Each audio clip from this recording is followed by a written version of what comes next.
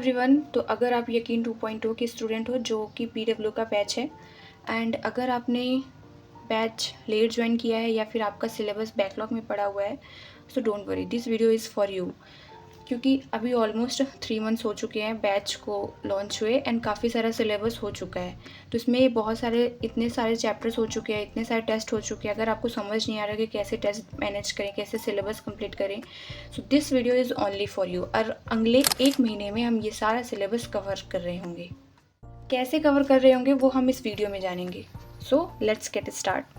सो अगर आपने बैच में देखा होगा तो उसमें 2 तरह के टेस्ट हो रहे हैं, एक जो रैंक बूस्टर टेस्ट होता है और एक नॉर्मल नीट का जो टेस्ट होता है।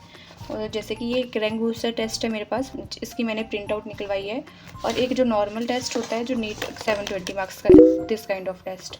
ठीक है, तो हम अपना सिलेबस इसको टारगेट करके बनाएंगे। क्योंकि क्या होता है इस वाले टेस्ट में शुरू के जो चैप्टर्स होते हैं ना, जैसे देखो आपने देखा होगा इसमें यूनिट एंड मेजरमेंट है, शुरू के बेसिक मैथ्स और वेक्टर वो चैप्टर नहीं है इसमें, क्योंकि ये पार्ट टेस्ट हो। जैसे पार्ट टेस्ट 1 है और ये 2 है, तो उसमें बेसिक मैथ्स आया और वेक्टर आया। तो इसके बाद जो पार्ट टेस्ट होगा उसमें जो थर्ड वाला होगा उसमें बेसिक मैथ्स और वेक्टर नहीं आएगा। ठीक है, ये पार्ट टेस्ट होते हैं। और एक टेस्ट होता है जो कि रैंक बूस्टर होता है। तो इसमें फर्स्ट से लेके मतलब जो भी सिलेबस आता है ना, शुरू से लेके एंड तक जो कुछ भी हो चुका होता है वो सारा सिलेबस आता है। ठीक है, सारे चैप्टर्स आते हैं। तो हम इस टेस्ट को टारगेट करके अपना बैकलॉग जो है, अपना सिलेबस उसको कंप्लीट करने वाले हैं। कैसे करने वाले हैं, लेट मी एक्सप्लेन यू।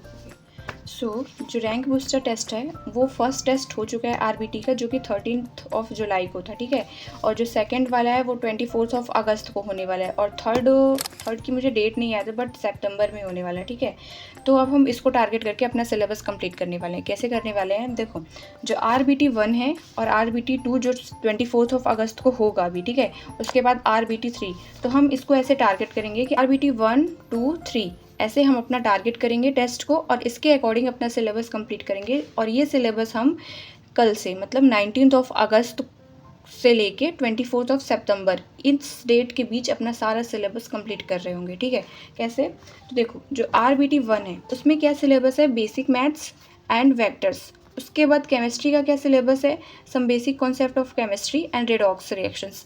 और इसमें बस the unit of life and cell division and cycle and structural organisation in animals, means animal tissue का जो फर्स्ट चैप्टर है। ठीक है, तो जूलॉजी में 1 चैप्टर एंड बॉटनी में 2, बस इतना सा सिलेबस आने वाला है। एंड तो अभी तक आपका शुरू के जो चैप्टर्स है तो वो ऑलमोस्ट 5 दिनों में हो जाएंगे, कुछ तो आपने कंप्लीट किया होगा। ठीक है, तो जो RBT 1 है वो हम 24 अगस्त को देने वाले हैं। ठीक है, जिसके लिए हमारे पास सिर्फ 5 डेज़ है। उसके बाद जो RBT 2 है उसका सिलेबस मैं आपको दिखाती हूँ। ये जो मैंने ब्लू पेन से मार्क किया ये RBT 1 का सिलेबस है। ठीक है, और उसके बाद जो मैंने ये पिंक पेन से मार्क किया ये RBT 2 का सिलेबस है। तो RBT 2 का सिलेबस NLM तक आने वाला है, फिजिक्स और केमिस्ट्री मतलब फिजिकल केमिस्ट्री, इलेक्ट्रोकेमिस्ट्री तक आने वाली है। उसके बाद जूलॉजी और बॉटनी में देखो तो जूलॉजी में फर्स्ट, सेकंड, थर्ड शुरू के 3 चैप्टर आने वाले हैं जो कि बॉडी फ्लूइड एंड सर्कुलेशन तक, और बॉटनी का प्लांट किंगडम तक आने वाला है। ठीक है, ये RBT 2 का सिलेबस है। और RBT 3 का तो इसमें मैंने पूरा लिख रखा है। ठीक है, तो RBT 2 हमको देना है 10 सितंबर को, जिसके लिए हमारे पास 16 डेज होंगे। कब से, जब हम ये टेस्ट दे देंगे। RBT 1 का टेस्ट देंगे हम 24 अगस्त को, तो 25 से काउंट करेंगे तो 9 सितंबर तक हमारे पास 16 डेज होंगे, जिसमें हमको RBT 2 का सिलेबस कंप्लीट करना है। ठीक है, RBT 2 का सिलेबस क्या है, यहाँ तक आप देख रहे हो, आप अलग से अपनी नोटबुक में ये सब लिख सकते हो। ठीक है, उसके बाद जब यहाँ तक कंप्लीट हो जाएगा उसके बाद RBT 3 का देखते हैं। तो RBT 3 में आपने RBT 1 तक तो यहाँ तक NLM तक कंप्लीट कर लिया था। ठीक है, उसके बाद फिजिकल केमिस्ट्री का इलेक्ट्रोकेमिस्ट्री तक तो कंप्लीट कर लिया। उसके बाद केमिकल काइनेटिक्स बचेगा, स्ट्रक्चर ऑफ एटम्स बचेगा, उसके बाद इनऑर्गेनिक स्टार्ट हो जानी है। तो structure of atom physical chemistry में अभी स्टार्ट नहीं हुआ है।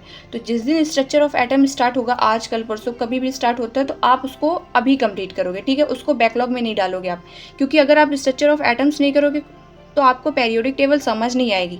तो आप स्ट्रक्चर ऑफ एटम उसके बाद पेरियोडिक टेबल लाइन से कर सकते हो। तो आपको सिर्फ फिजिकल में RBT 3 के लिए केमिकल काइनेटिक्स कंप्लीट करनी पड़ेगी, क्योंकि यहाँ तक आप RBT 2 में कंप्लीट कर चुके होगे। ठीक है, तो RBT 3 में हमको बस ये कंप्लीट करना होगा और इसका बस 1 चैप्टर और इसके 2, तो ये हमारा जो भी कंप्लीट करना रहेगा सिर्फ 14 डेज में कंप्लीट हो जाएगा आराम से। ठीक है, तो RBT जो 3 का टेस्ट होगा वो हम 25 सितंबर को देंगे।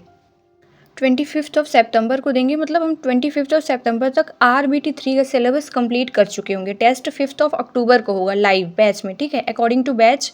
तो हम जो RBT3 है उसका टेस्ट देंगे 5 अक्टूबर को। अब इतना यहाँ तक करने के बाद आप सभी के माइंड में एक क्वेश्चन जरूर चल रहा होगा कि जब हम बैकलॉग कंप्लीट कर रहे होंगे तो करंट सिलेबस का क्या। तो करंट सिलेबस के लिए फिजिकल केमिस्ट्री के लिए जैसे मैंने बताया कि आपको स्ट्रक्चर ऑफ एटम सर के साथ ही देखना है लाइव लेक्चर में, ठीक है। तो सर के साथ जैसे स्ट्रक्चर ऑफ एटम स्टार्ट होगा आप सर के साथ कंप्लीट करना, क्योंकि ये इंडिपेंडेंट चैप्टर है, आपको समझ में आ जाएगा भले ही पीछे बैकलॉग है, ठीक है। स्ट्रक्चर ऑफ एटम कंप्लीट करने के बाद पेरियोडिक टेबल स्टार्ट कर देना, तो उसके बाद केमिस्ट्री का आपको कोई बैकलॉग नहीं होगा। अब जियोलॉजी और बॉटनी का, तो जियोलॉजी का सिर्फ 1 से 2 चैप्टर बैकलॉग में होगा, means on an average geology में 1 चैप्टर हो जाएगा और बॉटनी में 1-2 चैप्टर हो जाएंगे, जो आप 1 हफ्ते के अंदर कंप्लीट कर लोगे बायो, ठीक है। उसके बाद आते हैं फिजिक्स में, तो फिजिक्स ग्रेविटेशन तक आप अकॉर्डिंग टू टेस्ट कंप्लीट कर लोगे, जो कि 25 सितंबर को होगा। But physics according to sir जो लेक्चर प्लानर है उसमें 11 सितंबर से sir mechanical properties of solid start करेंगे, तो आप 25 सितंबर तक तो आप टेस्ट के अकॉर्डिंग प्रिपेयर कर रहे होगे। तो इन दिनों में सिर्फ आपके 2 चैप्टर्स होंगे फिजिक्स में, mechanical properties of solid and fluid, तो वो दोनों चैप्टर्स आप बाद में कंप्लीट कर लोगे। इस तरह से 25 सितंबर तक आपका सारा बैकलॉग कंप्लीट हो चुका होगा, ठीक है। तो क्योंकि जो हमारा रैंक बूस्टर टेस्ट है वो 5 अक्टूबर को होगा और हमारा सिलेबस ऑलरेडी 25 सितंबर को कंप्लीट हो चुका होगा, तो हम क्या करेंगे, जब तक हमारे पास जो भी टाइम होगा उसको यूटिलाइज़ करके फिजिक्स के 2 चैप्टर कंप्लीट कर लेंगे हम, जो तब बैकलॉग बन गए थे जब हम टेस्ट के लिए प्रिपेयर कर रहे थे, जो कि mechanical properties of solid and second fluid वाला, ठीक है। इस तरह से आपका फिजिक्स का एक भी बैकलॉग नहीं होगा।